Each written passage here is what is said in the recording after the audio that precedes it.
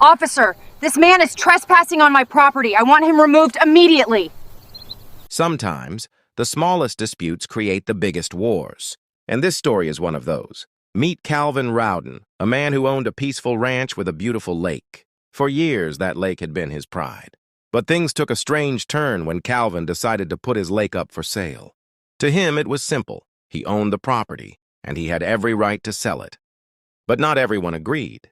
Enter the HOA, and not just anyone, one of its loudest members. The kind of neighbor we've all heard stories about. The so-called Karen of the neighborhood. The moment she saw Calvin's listing, she didn't talk to him. She didn't ask questions, she called the cops. In her mind, Calvin was stepping out of line. In reality, he was just exercising his rights as the property owner. But that call was the spark that lit a fire. Calvin could have let it go. He could have brushed it off. But instead, he decided to fight back in a way no one expected. If she wanted to play games, he was going to win the match. So what did he do? He went out and bought her property.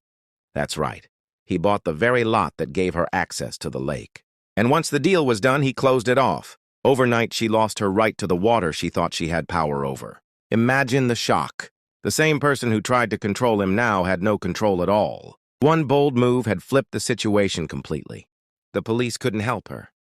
The HOA couldn't save her, because legally, Calvin had every right to do what he did. But beyond the drama, this story raises bigger questions.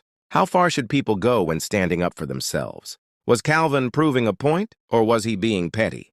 Some say he was teaching her a lesson. Don't mess with someone's rights, unless you're ready for consequences. Others argue he took it too far, turning a small dispute into a lifelong grudge. The truth is, this is more than just a neighbor feud. It's a story about power, pride, and how quickly things can spiral when egos collide. One call to the cops became a battle over property, access, and respect. And in the end, Calvin didn't just defend himself. He turned the tables. So completely that his opponent lost the very thing she wanted to protect. It's a reminder that sometimes fighting fire with fire works, but it also shows how dangerous it is when personal conflicts turn into wars of ownership. Because in battles like this, there are no winners, only neighbors, who will never look at each other the same way again. So, what do you think? Did Calvin go too far, or did he deliver the perfect dose of justice?